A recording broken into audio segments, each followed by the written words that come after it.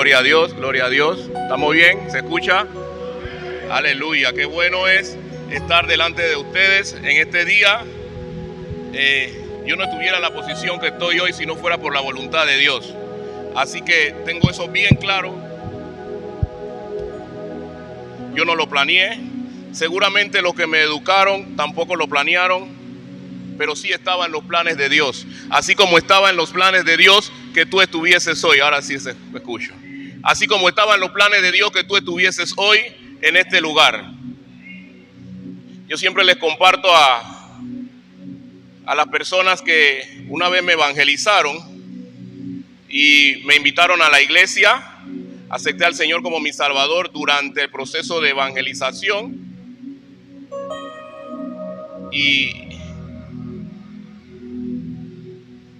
Sí, acepté al Señor como mi Salvador en el proceso de evangelización, pero el día que me tenían que llevar a la iglesia me dejaron. Ahora sí. Esa mañana me levanté y me vestí, pero no contaba con que mi hermano que me había evangelizado me iba a dejar. Se le olvidó o no sé qué compromiso le salió, pero se fue y me dejó. Y yo tomé la decisión y dije, pero si yo sé dónde está la iglesia. Así que como había aceptado al Señor como mi Salvador, fui a la iglesia y eso fue hace más de 20 años. No saque matemática, por favor. Aquí estamos, gracias a Dios. Así que bienvenido usted que tomó la decisión de venir a la iglesia el día de hoy. Hoy estamos cerrando el mes de la familia y lo vamos a cerrar con un tema bien sensitivo y muy agradable para ustedes. Les va a gustar, pero posiblemente también les va a doler, porque a mí me dolió. Y cada vez que se toca ese tema, duele un poco, pero no salga corriendo. Repito, no salga corriendo. Tenemos que ser tratados por Dios. Fue lo que Dios me compartió. No soy perfecto. Y qué bueno que no soy perfecto porque dependo de Dios. Amén. Voy a estar llamando a una persona totalmente especial, importante en mi vida y que también ha tenido que ver con mucho o con todo de mis éxitos. A mi esposa, mi amada esposa, Mariluz Ariadne López de Calderón. Repito, de Calderón. Para que ella les comparta un testimonio. Yo lo comparto a veces, pero qué bueno que esta vez lo vamos a escuchar de su boca. Bendición, iglesia. No sabía que iba a compartir este testimonio hoy. Cuando llegué, pero qué bueno es Dios, amén. Cuando nosotros empezamos como pareja, había muchos errores de juventud. Yo me casé a los 21 años. Mi esposo todavía no sabía que estaba casado. ¿Usted me entiende? Y llegó un día que me cansé que él no supiera que él estaba casado. Y me levanté y dije, hoy se acabó. Pero no voy a hablar con él porque va a ser por gusto. Voy para donde su mamá primero. ¿Cuánto hacemos eso? ¿Cuánto vamos de las mamás? Yo solita hago eso. Yo fui, hablé con la señora, ella me escuchó muy atentamente, me dio de comer, me sentó en la mesa y me dijo que todo lo que yo le decía yo tenía la razón. Pero yo había olvidado un detalle. Estaba embarazada, recién casada y esperando que me dieran la llave de mi casa. Solamente faltaba que terminaran los detalles. Y esa señora con la calma me dice, ya terminaste, sécate. Me dio un pedacito de papel, ahora me vas a escuchar. Yo quiero que tú hagas una cosa. Como tú tienes la razón, nadie te puede quitar tu juventud y vivir con lo que tú no quieres vivir. Pero acuérdate que la casa te la van a dar. Si lo dejas ahora, no seas boba. Y yo ¿Qué consejo de su mamá? No fue la mía. Y ella me dijo, no seas boba. Espera que te den la casa. Cuando se muden a la casa, entonces tú le pones regla y si no la cumple, porque o si no, la casa se la van a dar y otra lo va a disfrutar. Yo nunca esperé esa respuesta. Fue como cuando me tiran un balde de agua fría. Y ella me decía, piensa con esto, olvídate aquí, porque lo que tienes aquí necesita una casa digna. Eso marcó mi vida, porque yo también era una joven de oración. Y cuando yo me fui a mi casa, yo comencé a llorar y yo le decía a Dios, Dios, algo tú quieres conmigo. Pero en medio de la molestia, yo le decía a Dios, yo voy a coger la casa, pero lo voy a dar plazo hasta cuando yo entre a mi casa. Pero, ¿qué le quiero decir con eso? Madres que tenemos varones, no podemos dañar la relación de nuestros hijos por emociones. A veces los varones hay que enderezarlo un poquito. Y ese consejo ha hecho que nosotros tengamos más de 20 años juntos. Que Dios le bendiga. Amén. Dice mi esposa, y que eso es lo que tenía adentro. Lo que tenía adentro, levante la mano por favor. Ahí está. Mi primer hijo era el que llevaba a ella en ese momento. No quiero que nadie me malinterprete. Yo tuve dos familias, o mejor dicho, yo tuve padres biológicos y padres de crianza. Pero yo fui colisión y fuga. Y me gusta decir que yo fui colisión y fuga. En su proceso no era fácil ser colisión y fuga. Eso no es fácil. Ser colisión y fuga significa para mí cuando tu papá hace el asunto, se va y te abandona a la crianza de una mamá. Amo mucho a mi mamá biológica también, pero me crió mi tía. Y quizás en ese momento no iba a entender como muchas de las cosas que pasan en nuestra vida, pero iba a haber un proceso de aprendizaje. Por la decisión que mi madre, y cuando hablo de mi madre realmente me estoy refiriendo a la madre que me crió, aunque ambas son madres. Pero ella rompió una maldición en mi vida de colisión y fuga. Fui el último de mi generación de colisión y fuga, porque al empoderarme o al empoderar a mi esposa, me empoderó a mí y me dio la oportunidad de que no pasara el flagelo que está sucediendo y está azotando fuertemente hoy nuestras vidas. ¿Cuál es la función de la familia? Además de su función biológica y socializadora, la familia es responsable de cuidar, criar a sus integrantes, pues está obligada a satisfacer las necesidades básicas de protección, compañía, alimento, cuidado de la salud de sus miembros. Ahora, esto no se refiere solamente a la salud física y mental, sino también a la salud espiritual. Y lo vamos a ver.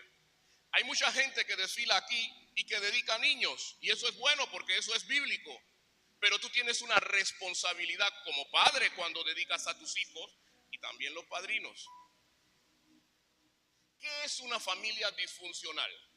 Antes de definirlo como tal, vamos a hablar de qué hace una familia disfuncional. Una familia disfuncional la hace un padre alcohólico, trabajólico, o sea que trabaja, pero no está con sus hijos, ¿verdad? También lo hace un padre mujeriego. Un padre mujeriego crea una familia disfuncional. También lo hace un padre irresponsable, un padre que abusa de su mujer, de su esposa, que le pega, que la maltrata y que permite que sus hijos vean ese ejemplo y que luego vayan aceptando y vayan creyendo de que ese es el ejemplo perfecto de la familia. Él crea una familia disfuncional. Pero no solamente los hombres lo hacemos. Hay mujeres que crean una familia disfuncional.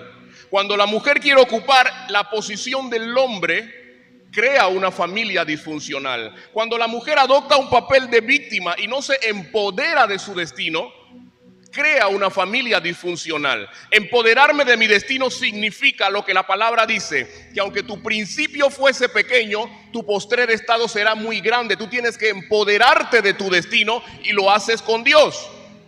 Pero también creamos una familia disfuncional cuando nosotros estamos alejados de Dios. Y la palabra de Dios nos enseña eso.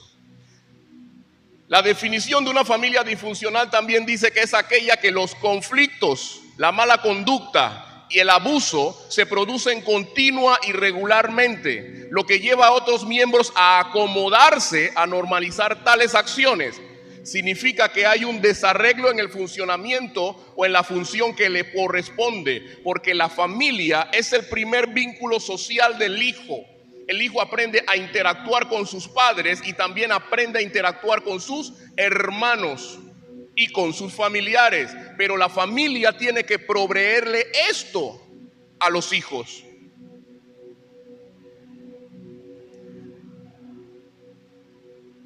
Hay dos historias que contrastan entre sí. Y cuando preparaba la primera le decía, Señor, pero aquí me falta algo, ayúdame, porque también hay mujeres que están criando hijos sola. Y es el caso de la viuda de Sarepta.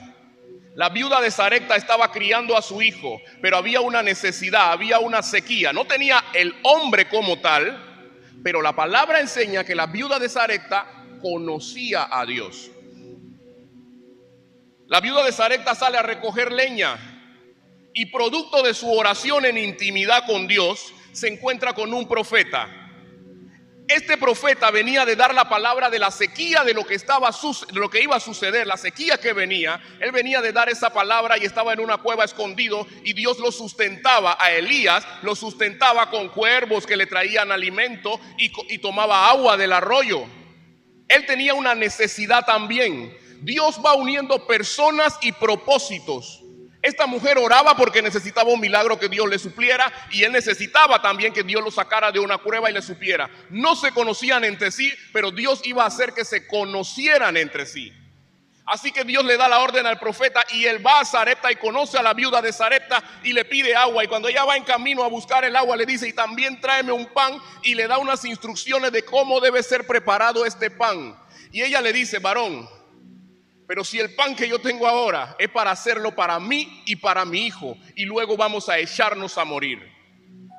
Y Dios le da una palabra al profeta y él le promete, y él le dice, yo te prometo que no va a faltar el pan, que no va a faltar la harina hasta que vuelva a llover sobre la tierra.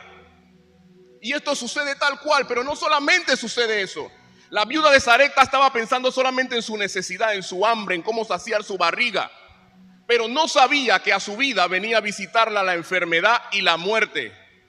Y el hijo de ella, luego de que están conviviendo, no como familia, él está como hospedado en ese hogar, dice que el hijo fallece.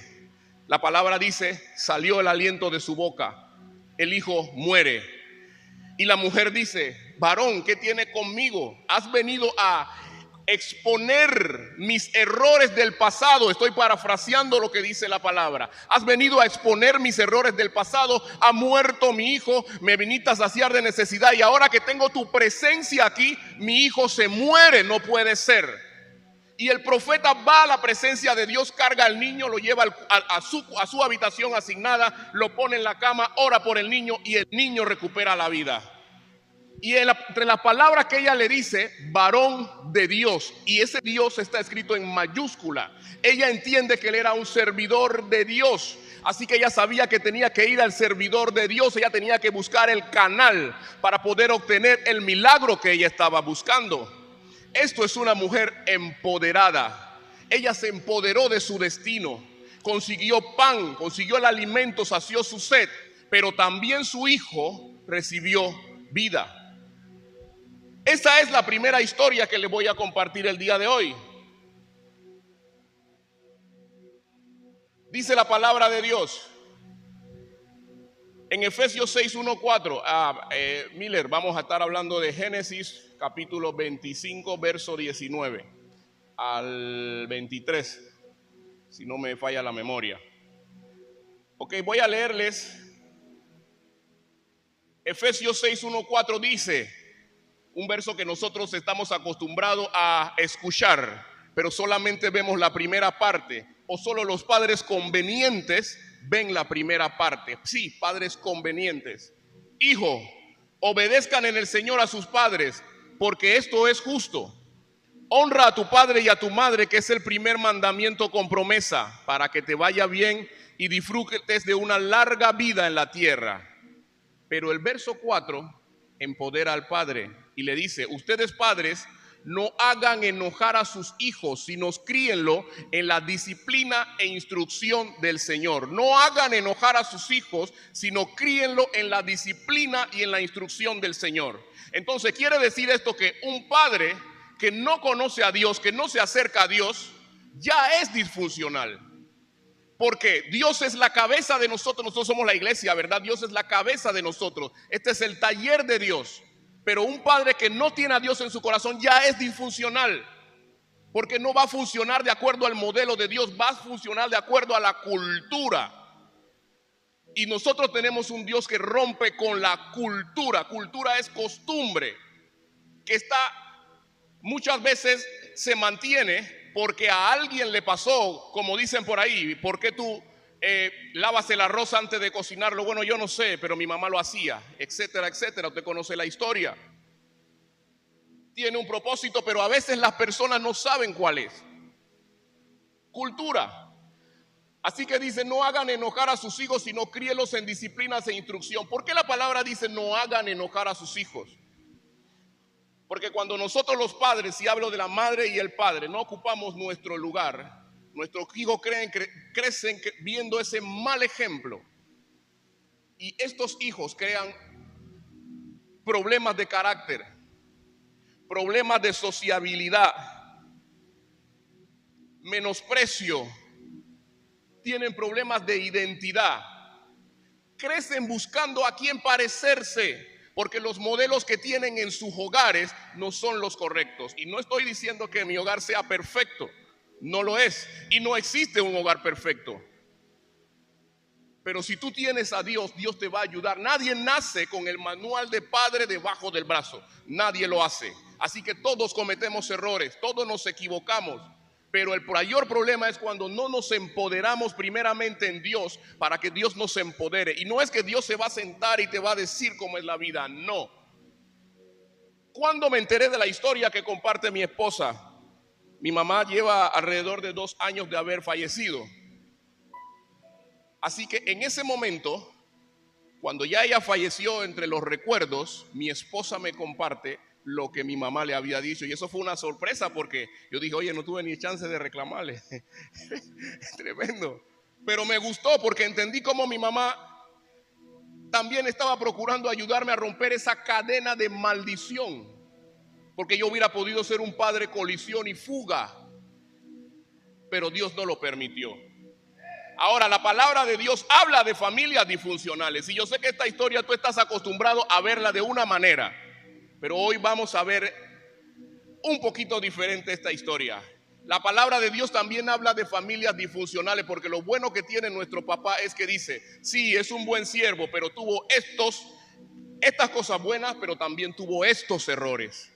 Para que cada uno de nosotros nos alimentemos de la palabra de Dios y crezcamos y entendamos que Dios no está buscando hijos perfectos. Los hijos que Dios luce ante la tierra, ante el mundo, ante los enemigos de Dios, somos nosotros. Cada uno de nosotros con nuestros defectos y virtudes. Cuando tú tienes una situación personal, Dios está esperando que tú tengas el carácter, la templanza, la firmeza, la fe de afrontarla, de darle la cara desde la postura de Dios, entendiendo que Dios está contigo. Cuando tenemos situaciones, las situaciones para Dios, los problemas son oportunidades para nosotros. Así que tenemos que cambiar la percepción como nosotros lo vemos y preguntarle a Dios, Señor, ¿dónde se esconde la oportunidad en esta situación? Porque muchas veces los regalos de Dios vienen envueltos en papel de problema. Por eso todo el mundo le pasa de largo. no queremos afrontarlo, porque ¿quién quiere abrir un problema? Nadie quiere abrir un problema. Decíamos que la palabra de Dios en Génesis 25 dice en el verso 19, no sé si mi hermano Mile ya lo encontró, pero yo se lo voy a compartir.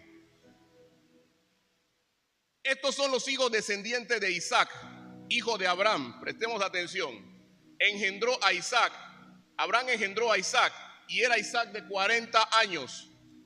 Tomó por mujer a Rebeca, hija de Betuel, arameo de Padaram, hermana de Labán, arameo. Y oró Isaac a Jehová por su mujer, que era estéril, y lo aceptó Jehová. Y concibió Rebeca su mujer, y los hijos luchaban dentro de ella. Y dijo: si es así, ¿para qué vivo yo? Fue a consultar a Jehová, y Jehová le respondió. Esta mujer traía hijos gemelos, pero no eran idénticos. Traía hijos gemelos que no eran idénticos. Tenía una lucha en su vientre, tenía una lucha para dar a luz. Así que ella fue a consultar a Dios y la respuesta de Dios fue esta: 2 naciones hay en tu seno y 2 pueblos serán divididos desde tus entrañas. El un pueblo será más fuerte que el otro pueblo y el mayor servirá al menor. Otra cosa que provoca hogares disfuncionales son cuando las suegras llegan a la casa del hijo y ahí ese adorno no me gusta y lo cambian. Y no me gusta cómo ella está criando a sus hijos y se entremete. Eso crea hogares disfuncionales. ¿Sabes por qué? Porque el hijo crece creyendo que la mamá es la abuela. No la estás dejando actuar. Y nosotros lo vamos a ver también en esta historia que la palabra nos comparte. Dios le dice que el mayor serviría al menor. Y ella, no entendiendo la palabra, no la compartió. Primeramente no la compartió con su esposo. No le dijo a Isaac. ¿Quién era Isaac? Isaac era el hijo de Abraham, el hijo de la promesa, aquel que había representado primeramente el sacrificio que venía de nosotros, Señor Jesucristo, en la cruz del Calvario, aquel que Dios le había pedido a Abraham, a su único hijo, probándolo, y él era el sacrificio que estaba calladito, amarrado. Creció en la palabra de Dios. Lo que me gusta de esta historia es que está hablando de gente que creció en la palabra de Dios, como tú y yo, y que tiene errores. Este Isaac, con el tiempo, le pasó lo que Dios no quiso que le pasara a Abraham y no quería que le pasara a él, pero él olvidó la historia. Y dice la palabra de Dios, cada uno de los hijos, y crecieron los niños. Esaú fue diestro en la casa, hombre del campo, pero Jacob era varón que habitaba en tiendas. Y amó Isaac a Esaú porque comía de su casa, mas Rebeca amaba a Jacob. Rebeca no le había dicho a Isaac o al padre porque amaba más a Jacob, pero tampoco debía haber amado más a Jacob. Son tus hijos de tu vientre. Pero Isaac, el posicionado, el que había sido el hijo de la promesa, había olvidado en el camino la palabra del Señor. Y también amó a su hijo. Esta parte me llamaba la atención porque quizá muchos no lo saben, pero mi hijo del medio, Alberto, él le gusta cocinar y yo amo comer de su mano. Cocina muy sabroso, tiene 16 años y como yo trabajo turno amaneciendo, a veces él es el que cuando se puede pues se encarga y me alimenta. Pero no significa esto que le ame más que al resto de mis hijos. Procuro en Dios amar a mis hijos iguales. Y cuando digo procuro es porque es así. Procuro amar a mis hijos iguales. Cada uno es diferente. Así como Isaac y Jacob, cada uno tiene sus habilidades. A veces nosotros los padres no entendemos. Esto le pasó a Jacob. A Isaac. Isaac tenía un hijo que le gustaba estar con su madre, que era protector. Y tenía un hijo, eso que le dicen de pelo en pecho y varonil, que nosotros la sociedad lo hemos catalogado así. Nosotros los hombres, sí, ese es mi hijo, él es un varón, él va a hacer esto y lo otro. No, Isaac tuvo ese defecto. Amaba comer de la casa de su hijo, amaba comer del matador, pero no dice la Biblia que él amaba a Jacob. Y eso fue un error. Jacob creció siendo un hijo mamero, dependiente, obediente sí, hacendoso en lo que se refería al hogar, pero no pudo desarrollar su carácter.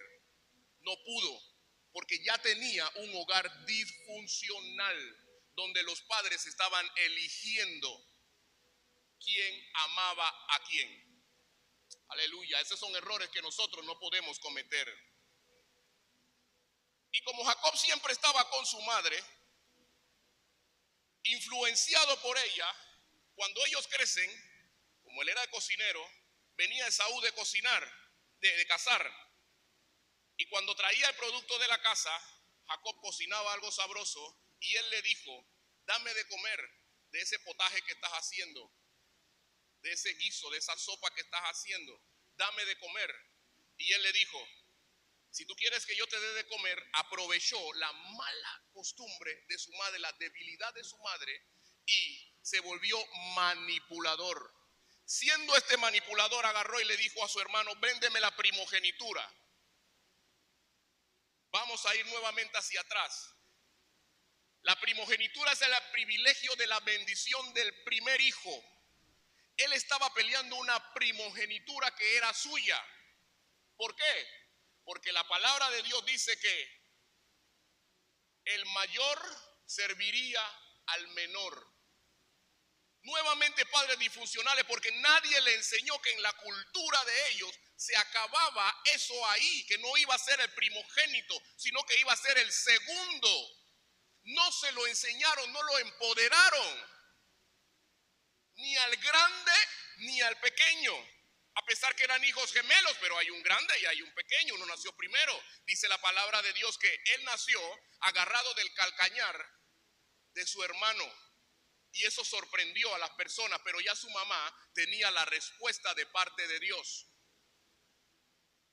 Pero no supo con la palabra dejarse guiar. Y eso es importante en la familia. Así que Jacob terminó negociando una primogenitura, un privilegio que ya Dios le había dado. Muchas veces nosotros estamos peleando cosas que ya Dios nos ha dado. En el empleo, cuando alguien destaca más que nosotros y nosotros decimos: pero si yo soy el hijo de Dios, esa posición debería ser para mí. Pero hay una posición para ti. Hay una posición para ti y hay una asignación de parte de Dios para ti. ¿Por qué peleas una posición cuando ya Dios te la dio? Porque creces en un hogar disfuncional en donde te enseñan que tienes que estar buscando lo que ya es tuyo. La palabra dice que somos bendecidos, ya somos bendecidos. En todas las cosas ya somos bendecidos. Crecemos sin identidad, no sabemos socializar con las demás personas. Nos estamos comparando constantemente. Y qué bueno que una de las cosas que nos han enseñado es que la competencia no es contra las demás personas, eres tú contra ti mismo. Entonces no tienes por qué compararte. Jacob le dice eso a su hermano y quiere comprar su primogenitura, y el hermano, que tampoco sabía de esas cosas porque no le interesaba, porque como él era el macho, él estaba haciendo las cosas porque no estaba empoderado, él estaba haciendo las cosas que eran malas. Ahora, ¿por qué la mamá tenía a Jacob también diciéndole que él tenía que asegurarse de quedarse con esa primogenitura? Porque Esaú se fue a meter con mujeres que no eran del pueblo de Dios, eran de Canaán. Así que iba a dañar el linaje, lo iba a afectar. ¿Quién eran los cananeos? Los cananeos eran los que habitaban la tierra que fluye leche y miel. Los cananeos son los descendientes de Cam, aquel hijo que vio la desnudez de su padre y se burló, y que por eso recibió una maldición. Los cananeos eran politeístas, así que tenían muchos dioses, pero tenían una cualidad como nosotros, que agarramos y hacemos esto. Dios tiene una pareja para ti, pero como tú andas a tu manera, tú la ves en la calle y tú le dices: ella está buena. Y es el pecado, mismo pecado que cometieron Adán y Eva cuando vieron el fruto que era agradable a la vista. Pero las mujeres tampoco se quedan atrás. Ellas también hablan del hombre y dicen que... ¿cómo dicen? Las mujeres también hablan del hombre y le dan una respuesta. Dice, ese ve bien. Y empiezan a ver al hombre que Dios no tiene para ti. Es un error. Dios tiene el hombre para ti y Dios tiene la mujer para ti. Pero la vas a descubrir y la vas a encontrar en el propósito de Dios. Compartía con una profesora que ella compartía sus conocimientos y decía que ella es psicóloga y ella conocía a un padre que su mamá murió, su esposa murió, y en el crecimiento de su hijo, este hijo le gustaba pintar, pero este padre estaba tan sumido en el dolor de que había perdido a su esposa. Ellos tuvieron 2 hijos, el otro le gustaba el deporte, le gustaba el baloncesto, jugaba, era un buen excelente jugador, el deporte que practicaba era bueno en eso. Así que el padre inclinó su corazón hacia su hijo deportista y criticaba a su hijo artista. Lo mantenía sometido en esta forma de pensar de que esa práctica, de que porque pintaba, tenía tendencias, ya ustedes saben. Consideraba que su hijo era como un afeminado. Su hijo siguió porque estaba en su genética. Su hijo siguió en esta práctica y se ganó un concurso en el colegio. Cuando él gana este concurso, mira, estoy hablando del colegio, o sea que pasó años de menosprecio por parte de su padre, y eso trae dolor y eso trae cicatrices. Cuando él se gana ese concurso, entonces a memoria del padre viene el recordar que la madre del niño le gustaba la pintura, le gustaba el arte, o sea que era algo que él traía en su información genética y que lo había desarrollado, pero el hijo no era nada de lo que él había pensado, de lo que la cultura había enseñado, no. Entonces, ¿qué pasa cuando nosotros tenemos hijos diferentes? Yo tengo 3 y los 3 son diferentes. Entonces nosotros tenemos que ir a la presencia de Dios y no todo es atacar el problema contra el hijo. Tenemos que dejarnos guiar por Dios para que Dios nos enseñe qué información trae ese niño, cuál es el propósito de ese niño en esta tierra, qué es lo que tiene que alcanzar para la honra y gloria de Dios, porque Dios va a usar a cada uno de manera diferente. Lo va a embonar como cuando hacemos un rompecabezas y es la ficha clave en esa posición. Pero no criticarle y no golpearle y no buscar lo que yo quiero que él sea. No podemos escoger como padre qué carrera va a estudiar mi hijo. Mi hijo tiene que escoger su carrera. Se equivocó. Cuando mi hijo empezó a escoger su carrera, yo lo llevé, yo hice lo que podía, ¿no? Yo lo llevé y le dije, mira hijo, si estudias esto, él le gustan las cosas que a mí me gustan también, mi hijo mayor, y yo quería que él escogiera un camino. Así que yo le empecé a enseñar lo que ganamos, lo que practicamos mi profesión y lo que puede ganar en otra profesión. Mi hijo hizo su propia elección. Él hizo su propia elección, escogió su carrera, va a seguir su propio camino. No escogió las cosas que yo le aconsejaba, escogió lo que a él le gustaba y así debe ser. Tiene que ser, y no es que me estoy poniendo como ejemplo, eso no fue fácil para mí. Mi esposa lo sabe, eso para mí no fue algo fácil. Yo quería que él escogiera una profesión diferente para que no viviera cosas que he vivido yo, pero no tiene por qué vivirlas. Si Dios tiene su propio propósito y su propio plan en su vida, eso quiere decir que yo también me equivoco, también cometo errores. La historia nos dice que Dios estaba anulando tradiciones generacionales. El primogénito era la bendición de Abraham que vendría a través de los descendientes. Isaac, lo que tanto quería Jacob en ese tiempo, le pertenecía al primer hijo, le pertenecía a Esaú. Pero Dios se lo había entregado en el verso 23, cuando dijo, el mayor servirá al menor. La ignorancia que él tenía en su crianza lo hizo actuar de una forma equivocada, lo hizo actuar como su mamá lo estaba llevando. El daño que estaba haciendo Esaú, sí estaba haciendo mal, se estaba uniendo a un pueblo que no era bendecido por Dios por sus malas prácticas. Ahora, hagamos una pausa. El hecho de que tú hayas nacido en un lugar donde se practicaban cosas que son negativas, que son malas y que no son agradables a Dios, no significa que tú no puedes empoderarte de tu destino y no puedes hacer un cambio. Tú lo puedes hacer. Porque Rahab la ramera, ella pertenecía al pueblo de Canaán. Pero así como la viuda de Sarepta, ella escuchó que venía el pueblo de Dios a conquistar Jericó y ella conocía de Dios porque como ella era la ramera, ella trabajaba en el bar y llegaba mucha gente. La gente comentaba. Así que ella de una forma u otra ya había tenido relaciones con el Dios Todopoderoso. Así que ella fue la que ayudó a los espías. Y ella fue de las pocas que se salvaron de la conquista del pueblo de Dios. Y miren la historia tan bonita que David viene a ser tataranieto de Rahab la ramera. Eso quiere decir, y no de Rahab la ramera, sino de la mujer empoderada, la mujer que se empoderó de su destino y se metió con Dios. Aunque tu principio sea pequeño, tu postrer estado será muy grande, será mayor.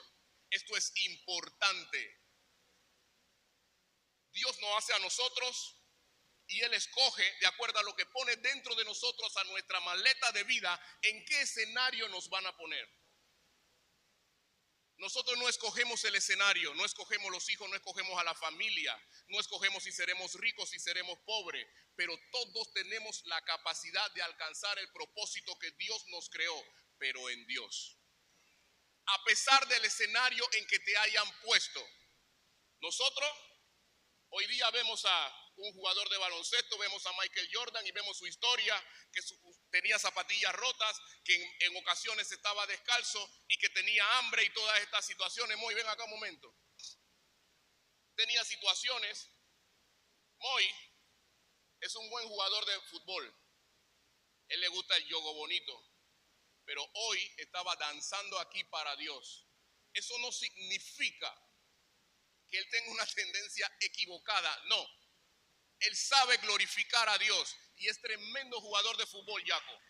Tremendo jugador de fútbol. ¿Dónde está el hermano de Alma? El hermanito de Alma. ¿Dónde está? Está adelante. Ahí arriba. Ahí está. No te preocupes. Ahí está bien. Atletismo, ¿verdad? Un atleta, un deportista de alto rendimiento, pero hoy estaba danzando aquí para Dios.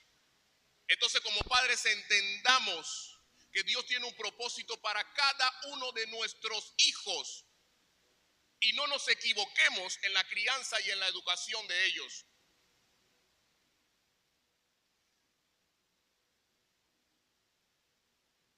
Jacob, el hijo menor, aprendió a manipular, a engañar por causa de los secretos de su madre y la ceguera espiritual de su padre. ¿Qué podemos aprender de esta familia? En Génesis 27:1 dice: aconteció que cuando Isaac envejeció, o sea, el papá de los gemelos, y sus ojos se oscurecieron quedando sin vista, llamó a Esaú, su hijo mayor, y le dijo: hijo mío. Y él respondió: heme aquí. Y él dijo: he aquí que yo soy viejo, no sé el día de mi muerte. Toma pues ahora tus armas, tu aljaba y tu arco, y sal al campo y tráeme de la casa, y hazme un guisado como a mí me gusta, tráemelo y comeré yo, y luego te bendeciré antes que muera. Y Rebeca estaba oyendo. Así que cuando Rebeca, como ella era la madre intrigante en este caso, porque estaba manipulando el destino de su hijo menor, que nunca le comunicó a su esposo, cuando oyó el plan que tenía el papá y que le iba a dar la bendición de la primogenitura a Esaú, manipuló la situación, manipuló el destino de su hijo. Y dice que lo mandó a buscar 2 cabritos y ella misma preparó el potaje. Agarró las vestiduras de su hijo Esaú, del cazador del que se había ido a buscar, la casa para poder traerle a su padre el alimento y recibir la primogenitura. Agarró las vestiduras de su hijo y se la puso al segundo hijo, porque eso tenía que ser a su manera, no a la manera que Dios había dicho, a la manera de lo que la mamá decía, porque ella era la que tenía la palabra. Así que ella preparó el potaje, preparó el guiso más sabroso para que su hijo Jacob, se lo llevara a su padre Isaac. No solamente hizo eso, sino que como Esaú era velludo y Jacob era lampiño, agarró pieles de animales y se la puso en partes estratégicas, porque su hijo decía: madre, pero cuando yo llegue mi papá me va a reconocer. Isaac tenía una característica en su vejez: había perdido la vista. Así que ella le decía: no te preocupes, yo me encargo de esa parte. Y él decía: me va a maldecir. Ella fue tan astuta que dijo: pues la maldición que te dé él, si se da cuenta, sea sobre mí. Y mandó al hijo a usurpar su propio lugar. Ni siquiera a usurpar el lugar de su hermano, su propio lugar, su propio destino. Lo mandó a usurparlo. Y él se presentó y recibió la bendición de su padre. Y el padre tenía dudas y decía: hueles como Esaú, pero tu voz es como la de Jacob. No, yo soy tu hijo. Usurpó un lugar y recibió la bendición. Y esto le trajo consecuencias graves. Pero ¿quién provocó las consecuencias? El detalle no es que te aprendas la historia completa en este momento. El detalle es que era una familia disfuncional, porque su primera disfunción fue el alejamiento de Dios. Se alejaron de Dios. Isaac, siendo el hijo de la promesa, que había visto de la mano de su padre tantos milagros. ¿Cuántas veces nos pasa a nosotros como miembros de esta iglesia? Vemos tantos milagros, pero cuando criamos a nuestros hijos, mira, tenemos que sacarnos algo de la cabeza. Nosotros somos los administradores de los hijos que Dios nos dio. Administradores de los hijos que Dios nos dio. La bebé trae su propio propósito, su propio destino. Ustedes son administradores. Hacer las cosas bien, pero bajo la guianza de Dios, porque ella tiene un propósito que cumplir. Y ustedes también tienen un propósito que cumplir. Entonces, lo primero que tiene que hacer uno en la familia, tienes que empoderarte tú. Tú tienes que empoderarte en Dios para que entiendas el propósito de tus hijos. ¿Qué vienen a hacer a tus hijos? ¿Qué dice la palabra de Dios de María? María veía que las cosas sucedían, pero dice, ella guardaba silencio. Tu mujer que está criando a tus hijos sola, Dios no deja, y cuando digo sola es sin la presencia del Padre, Dios no deja sola. Y hay muchas historias en la palabra de Dios que nos lo enseñan. Es más, ¿alguna vez te has preguntado qué fue del Padre terrenal de Jesús? La última vez que la Biblia habla del Padre terrenal de Jesús fue cuando Jesús se perdió en el templo. Y que él dijo: ¿no sabéis que en los negocios de mi Padre me conviene estar? Después de ahí no habla de José. Solo Dios sabe qué hizo con José. Pero Dios se encargó de Jesús y se encargó de María. Y Jesús alcanzó su propósito. Mira el cuidado que tuvo Dios de poner a su hijo en un escenario en el cual él se iba a glorificar, y confiando en su hijo, así como confía en ti y en mí, sabe que a pesar de las adversidades y a pesar de todas las cosas que suceden en nuestra vida, de los problemas, iba a sobrepasar las expectativas. Eso mismo pasa contigo. Estás puesto en un escenario al cual estás capacitado para superar. No puedes dudar que estás capacitado, pero tienes que doblar tu rodilla para saber cómo superarlo. Denle un aplauso a Dios, por favor. Yo quiero que ustedes se animen. No se sientan regañados. Aleluya, no se sientan. No. Esta historia yo sé que golpea porque estamos acostumbrados a ver esta historia de una manera. Pero era una familia disfuncional.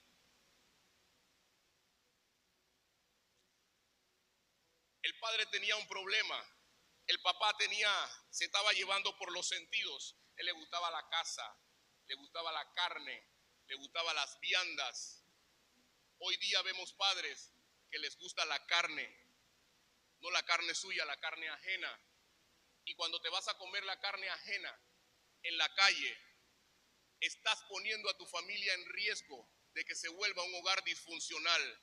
Porque la palabra de Dios dice que no se puede servir a dos amos, porque amarás a uno y menospreciarás al otro. Entonces, cuando tú te vas a la calle y tú ves una muchacha porque está bonita, porque se ve buena, entonces tú dices, yo puedo empoderarme, pero te estás causando un riesgo. Hay un riesgo de crear una familia disfuncional. Y cuando la mujer pierde su posición y dice, porque él fue, yo también voy, no está actuando como lo que Dios quiere que actúe. Dios ha trabajado con mujeres que han hecho grandes cosas sin la presencia de un hombre físicamente, porque han mantenido su posición. Es necesario, no estoy hablando que no somos indispensables uno del otro, es importante. Eso es importante. Que nosotros entendamos cada uno que debemos mantener la posición correcta. Hoy día existen padres que quieren hacer su voluntad sobre los hijos sin tomar en cuenta la voluntad de Dios. Hay madres que cuando ven en sus hijos, hijas o varones, su oportunidad de prosperidad económica. Cuando la hija tiene un cuerpecito, le dice, busca marido, ya yo quiero nietos. Y muy astutamente, para que ella alcance una cierta posición y en consecuencia la posición de ella mejore, por eso es que se agarran de la primera parte, y esto pasa tanto hombres como con los varones como con las niñas, porque cuando es un varón y él no está listo todavía para afrontar la vida, antes ¿cuál era la costumbre? Yo te llevé hasta sexto grado, hasta sexto año, después de ahí te toca a ti, y no empoderaste a tus hijos en la universidad. ¿Por qué? Porque para muchos, no estoy diciendo que eso ocurra aquí, para muchos representa una oportunidad económica de posicionamiento. Y agarran la primera parte del versículo que dice, honra a tu padre y a tu madre. Pero a tu padre y a tu madre le encomendaron, le asignaron criarte. Entonces tienen que criarte. Para poder titularte tienes que criarlos. Nosotros cuando vamos a la universidad nos titulamos, pues tu universidad como padre es la crianza de tus hijos, con tus defectos y con tus virtudes. Hace unos viernes tuvimos a un joven aquí valiente que contaba el testimonio de que se estaba perdiendo de la crianza buena que le habían dado a sus padres. Venía de un hogar en donde la mamá y el papá se separaron. Se quedó con la mamá y contaba que empezó a parquear con amistades que no le convenían. Luego los vecinos, esos que son buenos y están interesados en que te vaya bien y que saben que tu crianza, la crianza de tus padres no es la correcta, empezaron a decirle a la madre lo que estaba sucediendo. Y el padre que no vivía con la madre, pero que no salió huyendo de la crianza de su hijo, se empoderó. Y un buen día, cuando su hijo llega del colegio, dice que la mamá le dice, no digas nada, súbete al carro de tu papá. Y cuando él se sube al carro del papá, papá, ¿qué pasó aquí? Pasó algo, una tragedia, una situación. Y cuando mira hacia atrás, ve que toda su ropa estaba puesta en el asiento de atrás. ¡Qué terror! ¡Qué terror! Y luego su padre lo empodera, le da la guianza y le habla como hombre, crea su rol, o mejor dicho, se mete en su rol, cría a su hijo y le dice, lo empodera y lo saca del camino que no es. Y por eso lo tuvimos aquí predicando. ¿Qué te quiero decir con eso? Que el hecho de que tú no hayas podido tener tu familia, crecer, convivir con tu familia, no te exime de la responsabilidad de la crianza de tus hijos. No te exime ni al hombre ni a la mujer. Pierdes autoridad, pierdes ese amor que tus hijos pueden tener por ti o van a desarrollar por ti, porque se lo das a otro para que sea quien los eduque. Tienes que educarlo.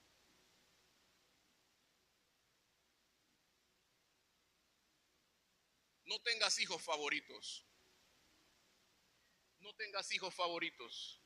Cada uno va a actuar en su momento. Cuando mi mamá envejeció, económicamente hablando, yo no era el hijo más empoderado. Tenía el tiempo y tengo que agradecerle a Dios por la esposa que me dio, porque la esposa que Dios me dio atendió a mi madre como si fuese una hija. Bañaba a mi madre, alimentaba a mi madre. También tuve el privilegio de bañar y alimentar a mi madre. Y yo decía, Señor, pero a mí me hubiese gustado la parte del hijo económicamente mejor posicionado. Porque para mí era un choque, porque yo decía, Señor, si mi mamá necesita los Pampers, cuestan tanto, no puedo suplírselo.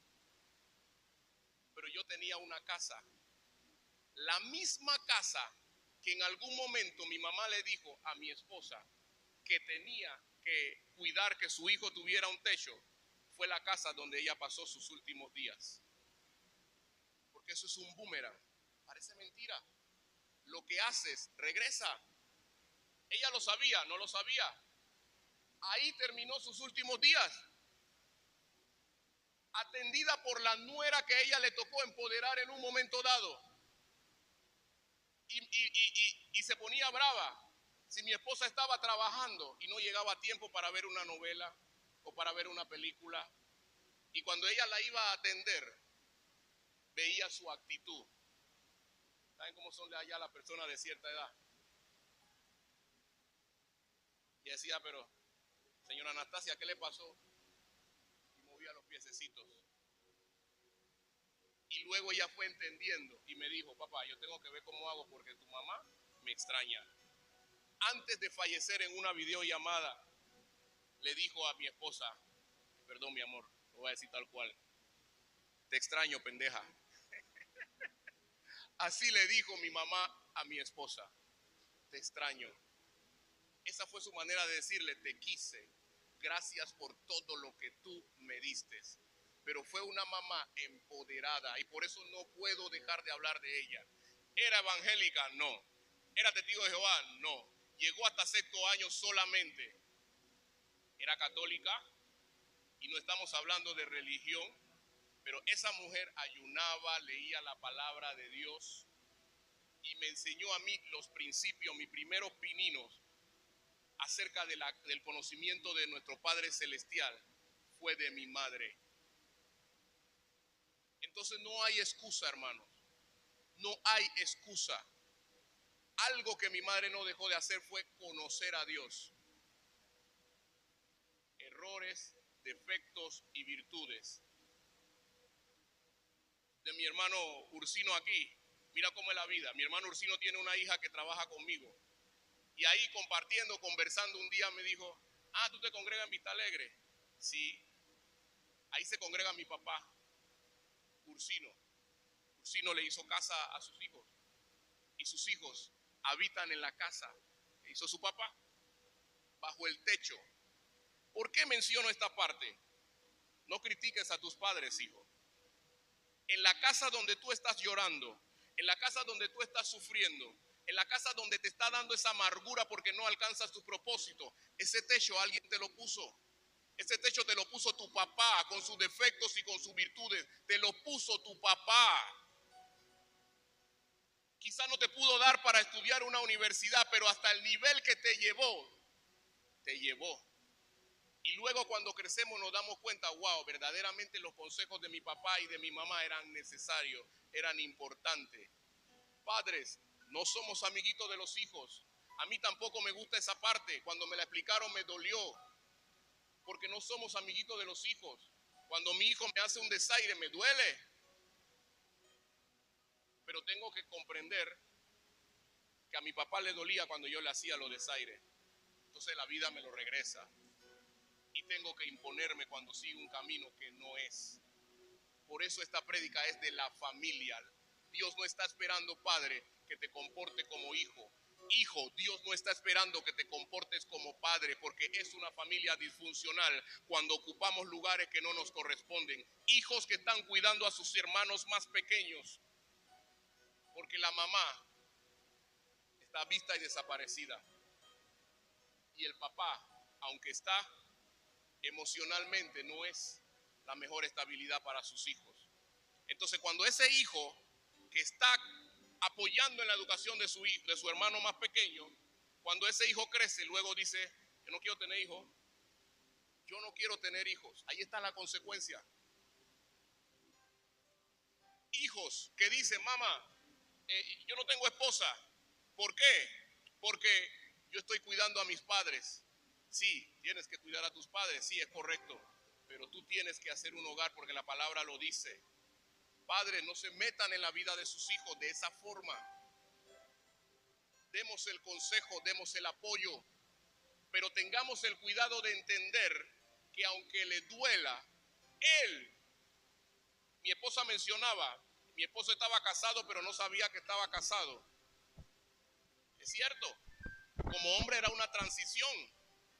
Ya no podía hacer lo que me daba la gana, no podía hacer lo que yo quería. Pero ella me ayudó a empoderarme. Llegó un día en que tenía que pensar si lo que tenía en el bolsillo era para la leche de mi casa, de mi hijo, o era para parquear. Porque ya tenía una casa, no tenía muebles cuando nos mudamos, tenía una casa, pero tenía que empoderarme poco a poco. Así que no me presento delante de ustedes, ni mi esposa tampoco, como alguien perfecto. Vivimos el proceso, tuvimos que, o estamos titulándonos, porque el trabajo del padre no termina jamás. Solo quien tiene hijos entiende que el deber de un padre no acaba jamás. Que el amor de padre y madre no se cansa de entregar. Criamos toda la vida. Vamos a tener que sentarnos, escuchar y decir, tienes razón, pero te falta experiencia. Hijo, jamás te creas como que tú tienes más conocimiento que tu padre, aunque seas ingeniero, aunque seas arquitecto, aunque seas doctor, porque tus padres han seguido un camino que tú no seguiste. No es el mismo camino, tú no lo seguiste, esa tú no te la sabes. Cuando se casa la mujer, cuando pasa con su esposo, muchas veces mi hermana lo hacía. Mamá, ¿cómo se hace esto y esto? ¿Cómo se cocina tal cosa? Esa tú no te la sabes.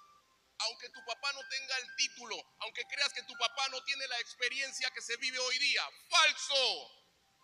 Porque en la vida también se aprende empíricamente. También hay profesionales empíricos. Profesionales porque de alguna forma saben cómo hacer las cosas. Entonces eso hay que reconocerlo. Amén. Eso es importante. Si Dios no hubiera hecho lo que hizo en nuestras vidas, a pesar de mis efectos y virtudes, si Dios no me hubiera enseñado a apreciar, a amar a la esposa que yo tengo hoy día a mi lado, no tuviera una familia, no tuviera a Camilito allá en audio y video grabando con sus 7 años de edad, no tuviera a Elías cantando en el coro y estudiando en la universidad con sus 21 años de edad. 20. Yo soy natural, hermano, yo soy natural, yo soy un poco despistado. 20, dice ella que 20. Ella es la que sabe. Con sus 20 años. Alberto con 16.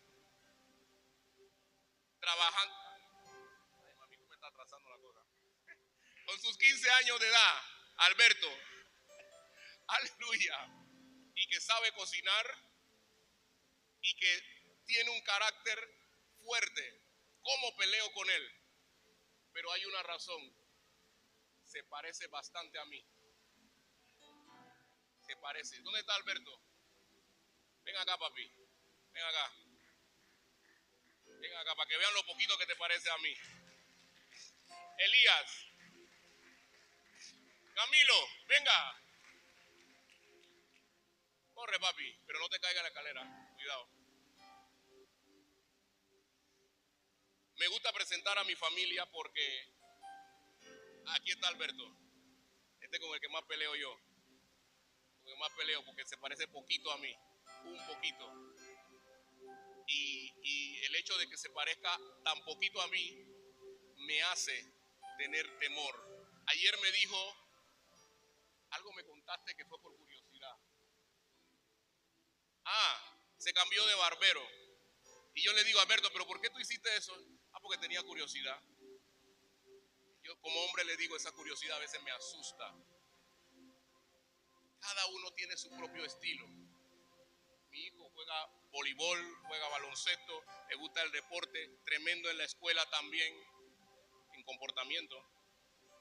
Ahí está, es más chiquito, que Dios te aseguró de darnos para que tengamos quien nos cuide cuando ya tengamos cierta edad. Y mi hijo mayor, Elías, que siempre le digo, Dios, le digo, hijo, yo confío en ti, yo creo en ti, tú puedes hacerlo, porque estudiando en la universidad no es fácil.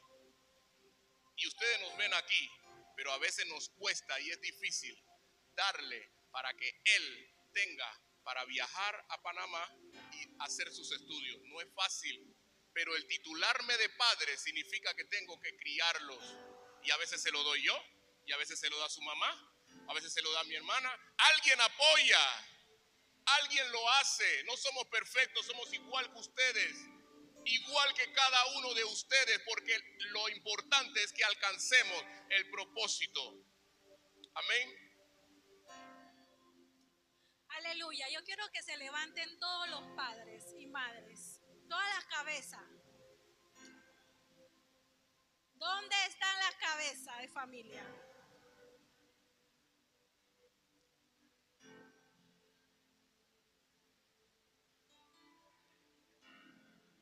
Mi esposo empezó con la viuda de Sarepta, pero a mí me llama mucho esa atención, esa palabra. ¿Por qué? Porque la viuda de Sarepta dice que ella se levantó de mañana a buscar la leña. ¿Qué significa la leña? Fuego. Ella se levantó a buscar la provisión. Ella no se puso a pensar de que, ay, nada más tengo harina. Ella tuvo que levantarse y caminar a buscar la leña. Y caminando buscando la leña, ¿qué pasó? Le salió el encuentro el profeta, porque ella iba a coger su último bocado y morir. Esa era su mentalidad. Y muchos de nosotros, tanto padre como madre, este tiempo difícil, no hay trabajo, estudié y no encuentro, pero hay que buscar la leña. Dios nos está llamando a empoderarnos, pero tenemos que pararnos a buscar la leña. No va a llegar sola. Tenemos que levantarnos a buscar la leña. Tenemos que levantarnos a buscar el fuego. Tenemos que levantarnos a ir al altar, porque no es fácil. No es fácil morir al yo. No es fácil decir, pero yo también me veo bien. ¿Qué le pasa? Pero cuando nosotros entendemos a qué somos llamados, tenemos que buscar la leña. ¿Cuántos de nosotros como padres tenemos que buscar la leña? ¿Cuántos de nosotros como padres necesitamos la leña que representa a Jesús en nuestras vidas? No, yo soy cristiano.